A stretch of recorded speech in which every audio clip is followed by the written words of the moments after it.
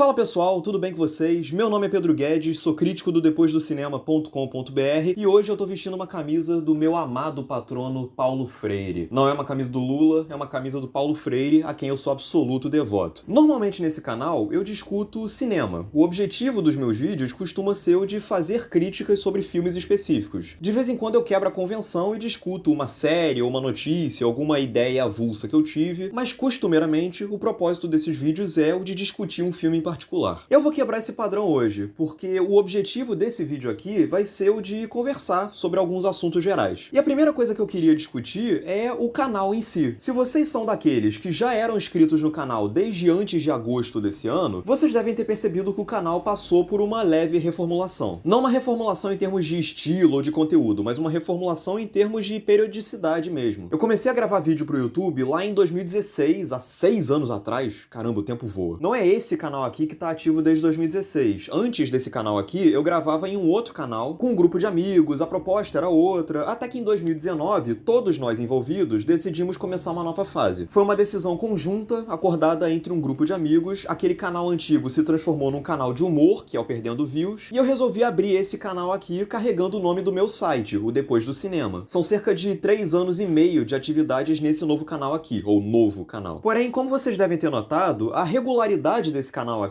se tornou bem menor e bem mais inconstante que a do canal antigo. Se vocês forem olhar a história desse canal aqui, vocês vão perceber que há momentos em que eu lanço uma quantidade razoável de vídeos, aí depois eu paro por meses, aí depois eu volto e lanço uma coisinha aqui e outra ali, aí depois eu volto a estagnar por um tempo, aí retoma e volta, enfim. Se vocês forem até reparar, esse ano mesmo, antes de agosto, eu tinha lançado pouquíssima coisa. Há algumas razões para isso. A primeira é que, como comunicador e como articulador de ideias, eu admito que eu sempre me identifiquei mais com a escrita do que com o vídeo. E eu quase sempre encarei o vídeo como uma espécie de preparação para o texto que eu viria publicar no Depois do Cinema. O vídeo em si, que eu publicaria aqui, seria uma espécie de coleta de primeiras impressões que eu tive com o filme, que depois eu organizaria melhor no texto que eu viria postar no site. Então o que eu fazia? Eu ligava a câmera, fosse a Canon ou a câmera do celular mesmo, e saía falando o que me viesse à cabeça. Às vezes eu até fazia uma pautinha mínima, mas na maioria das vezes era meio que de improviso mesmo. E isso criava um problema enorme pra mim na hora de editar o vídeo, porque eu via ali na timeline do editor um arquivo bruto de meia hora, 40 minutos, até mesmo 1 hora, no qual as minhas ideias iam estar soltas e pulverizadas e que eu ia penar pra colocar essas ideias numa ordem minimamente coesa ou inteligível. Então o processo de edição dos vídeos se tornava sofrido pra mim, a ponto de que eu cogitei terceirizar o processo, buscar pessoas pra editarem os meus vídeos. Mas a verdade é que eu não tenho condições financeiras pra pagar, investir a longo prazo por muito tempo em pessoas que vão editar os meus vídeos. E a verdade é que, além da fadiga e da exaustão, houve também a questão da pandemia e da quarentena, que certamente ajudaram a limar de uma vez por todas qualquer vestígio de atividade que eu tivesse e me lançaram de uma vez por todas numa espiral de desânimo. E quem trabalha ou já trabalhou com edição de vídeo sabe que editar sem motivação é bem complicado. Eu gosto muito de falar, eu até acho que eu levo jeito pra coisa, mas eu sempre ficava de saco cheio, e eu admito que chegou um momento em que eu perdi a motivação. Eu não aguentava, nem via motivos pra me dispor a criar uma rotina de gravar vídeo, editar, publicar, divulgar, aliás, divulgar qualquer coisa. É uma etapa que eu acho insuportável por si só, que toma um tempo terrível, e essa sim eu sonho em um dia conseguir terceirizar pra outras pessoas fazerem por mim. Mas a bem da verdade, e isso é a coisa que me motivou a retornar às atividades do canal, é que os meus comentários em vídeo sempre tiveram mais visibilidade do que as minhas críticas em texto. Sejamos francos, essa dinâmica de website é uma coisa que tinha muito mais espaço lá nos anos 2000 do que hoje. E por uma questão de nostalgia minha, eu sempre fui muito apegado, ainda sou apegado, a essa ideia de site. Mas o problema é que, por razões naturais, hoje em dia as pessoas tendem a acessar muito mais aplicativos que têm os seus próprios algoritmos de distribuição do que um website que está sujeito ao buscador do Google. Em outras palavras, hoje em dia, para você cair num site, é preciso que você faça uma pesquisa no Google por algo que te leve até ele. Ou então que alguém compartilhe o link com você através de alguma rede social. Para que alguém lesse os meus textos no site, eu tinha que fazer um esforço enorme de pedir para as pessoas, linkando em Facebook, Twitter, Instagram e etc. Enquanto que no YouTube, a coisa funciona diferente. Ele tem o seu próprio algoritmo que distribui os conteúdos. As pessoas entram voluntariamente no YouTube várias vezes por dia e se deparam ali na timeline com vídeos novos dos canais que elas são inscritas. E o YouTube é o segundo maior mecanismo de busca online do mundo, atrás somente do Google. As pessoas elas entram no YouTube para fazer buscas aleatórias e caem em vídeos que tenham a ver com aquelas buscas. Então, a sensação que eu tinha com os meus textos era de que eu tava falando com a parede, que eu tava escrevendo textos coesos, melhor trabalhados, para ninguém ler, enquanto que os vídeos, gravados quase que de improviso, atingiam muito mais as pessoas. E dentro dessa ideia de algoritmo, eu vinha sentindo que até os comentários rápidos que eu fazia no Letterboxd tinham mais repercussão do que os textos que eu publicava no site, porque o Letterboxd é um aplicativo com seu próprio algoritmo de distribuição. E se as pessoas estavam vendo mais e conhecendo mais uma versão pior do que eu sou capaz de fazer,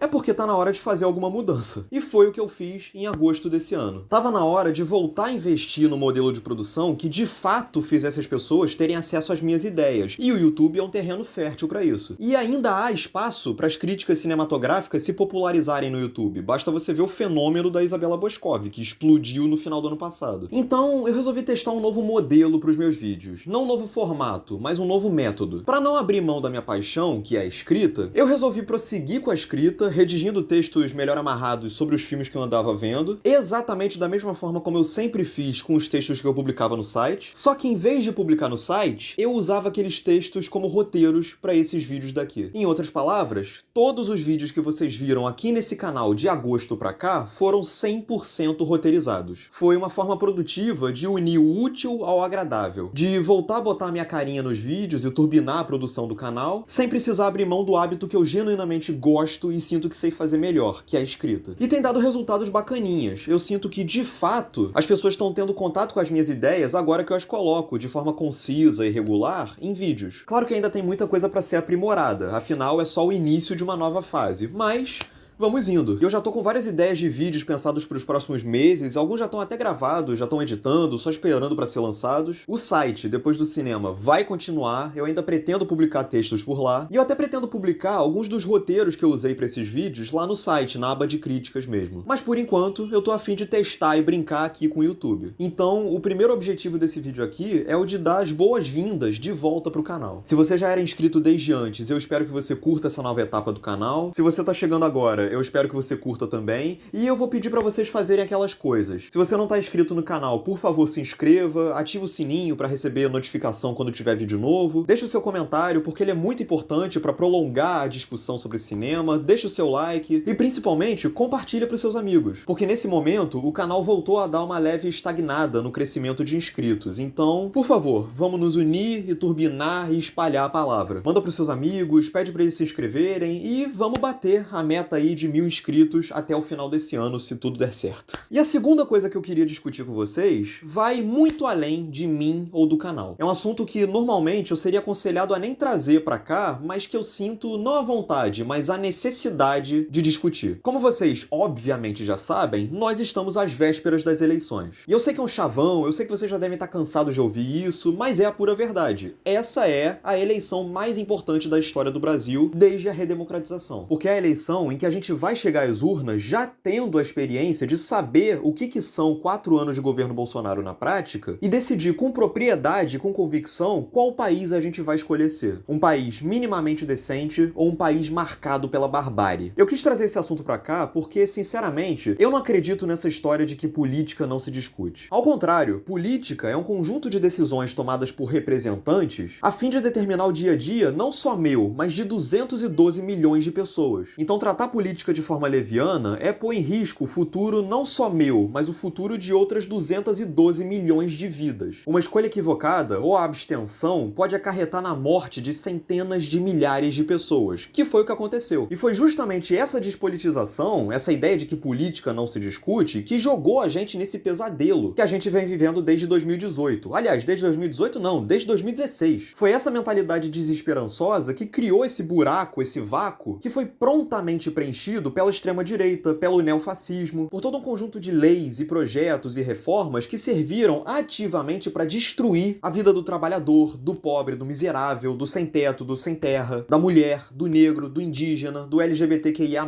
da saúde, da educação, do meio ambiente, etc, etc, etc. Então sim, política se discute sim. E é por isso que eu sempre rejeitei essa ideia de separar as coisas. O seu canal é sobre cinema, foca nisso, fala só sobre cinema, não mistura as coisas. Pois daí eu separo as coisas, pisco os olhos e a cultura e o audiovisual brasileiros foram simplesmente obliterados e não tem mais tanto cinema assim pra falar. Dito isso, não adianta só trocar o presidente. Sim, é claro que não ter mais o Bolsonaro no nosso dia a dia já vai ser um alívio imenso, mas ainda assim é fundamental pensar além. Não adianta eleger o melhor presidente da história do Brasil se ele vai ter que governar com o pior congresso da história do Brasil. Seja de direita ou do chamado centrão, aqueles políticos que não são movidos por ideologia, mas sim pelos privilégios do cargo e pelas vantagens que eles vão extrair de cada governo que eles vampirizarem. Em outras palavras, não adianta o presidente eleito prometer revogar a reforma trabalhista, revogar a reforma da Previdência, revogar teto de gastos, defender as pautas identitárias, regulamentar os meios de comunicação e ressuscitar ou criar os melhores projetos de assistência social, combate à pobreza, incentivo à cultura e à educação, se ele vai chegar na hora e vai se deparar com senadores e deputados que vão barrar tudo isso. E por conta disso, eu digo e reitero, é fundamental eleger de forma consciente candidaturas para o Senado, para a Câmara dos Deputados e para as Assembleias Legislativas. Assembleias Legislativas. É difícil falar essa porra. Eu não vou ser o chato que vai ficar pedindo para você votar nos meus candidatos ou tentando virar o seu voto custe o que custar. Mas tem uma coisa que eu vou ser chato sim. Não reeleja deputados e senadores que pertençam a partidos do Centrão. Para facilitar, não vote em nomes cujos números comecem com 10, 14, 19, 22, 44, 70 ou 90. Todo mundo ficou horrorizado com a figura do padre Kelmon no último debate da Globo e se perguntou com toda razão como foi possível que uma aberração como aquela fosse convidada para um debate eleitoral. E a razão é simples, quem determina essa regra não é a emissora, mas sim o TSE. Para o debate eleitoral, a emissora é obrigada a convidar todos os candidatos que pertençam a partidos que tenham pelo menos 5 representantes no Congresso. E o fariseu Kelman é do PTB, partido aliadíssimo do PL do Bolsonaro, que ia lançar a candidatura do Roberto Jefferson para a presidência, mas não pôde porque o Roberto Jefferson tá inelegível, e é um partido que tem exatos 5 representantes no Congresso, 2 senadores e 3 deputados. É inacreditável pensar isso, mas as estruturas do sistema do nosso debate democrático são milimetricamente pensadas para excluir candidatos como a Sofia Manzano do PCB, como o Léo Péricles da UP, como a Vera Lúcia do PSTU, mas incluir um padre fake infiltrado com um propósito claro de levantar a bola pro Bolsonaro e desestabilizar os demais candidatos. Essa é a democracia liberal burguesa. Tá vendo a importância de votar com consciência para senador e deputado? Com isso, eu vou tomar a iniciativa de abrir os meus votos para vocês. De novo, não com o intuito de convencer vocês a nada, mas sim de marcar posição e estimular vocês a colocarem aqui nos comentários quais serão seus votos e, quem sabe, dar uma ou outra ideia para quem ainda tá em dúvida. Lembrando que eu moro no Rio de Janeiro, então não vou conseguir falar pelos demais estados, mas 2 dicas que eu dou são a de votar em números que comecem com 13, 21, 50, 65 ou 80 e a de consultar um site que eu peguei como dica do vídeo do nosso querido Guilherme Terreri, também conhecido como a nossa querida Rita Von Hunt, que é o site quemfoiquem.org.br. Um site que permite a você acessar o histórico dos seus parlamentares e consultar como eles votaram aos seus mandatos no que tange à classe trabalhadora, ao estado de bem-estar social, às pautas identitárias, etc, etc, etc. E aqui eu reforço a importância da gente eleger mulheres, negros, LGBTQIA+,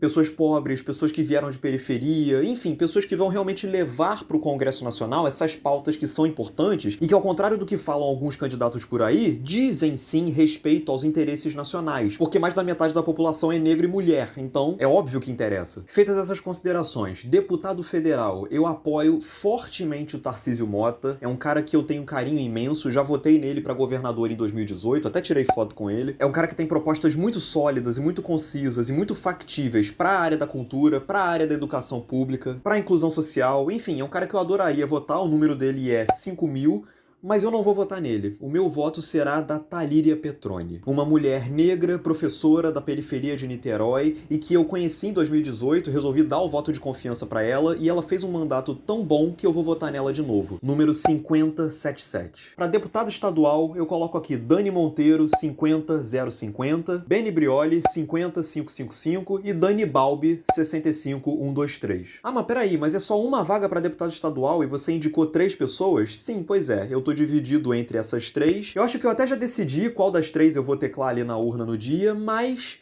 Eu não vou dizer qual que eu escolhi.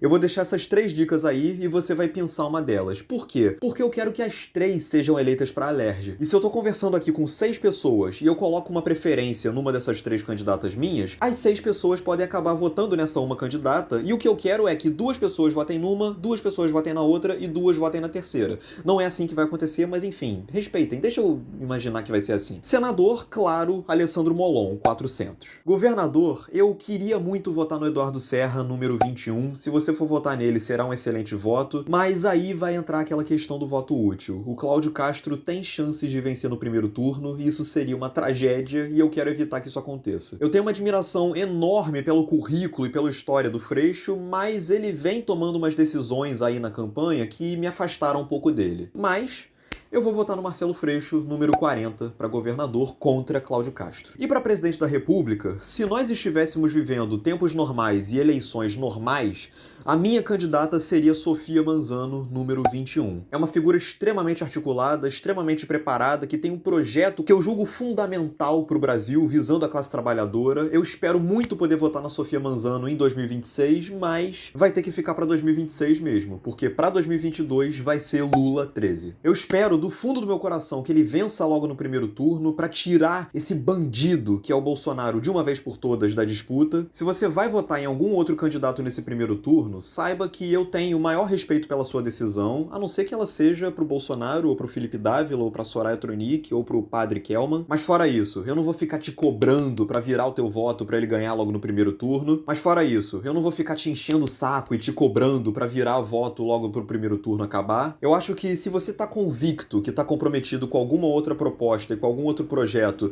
eu não me sinto nem no direito de dizer que você tá errado, mas eu prefiro acabar logo com isso de uma vez. Então é isso. Bom domingo para todos vocês, façam bons votos, votem com consciência, votem com convicção, votem com esperança. Não vou falar para vocês votarem com amor, porque eu acho que isso daí é chavão. De qualquer forma, em nome de Paulo Freire, eu digo para vocês votarem com esperança. Porque esperança não é você esperar as coisas ficarem melhores, é você esperançar que elas vão ficar. Bom domingo para vocês.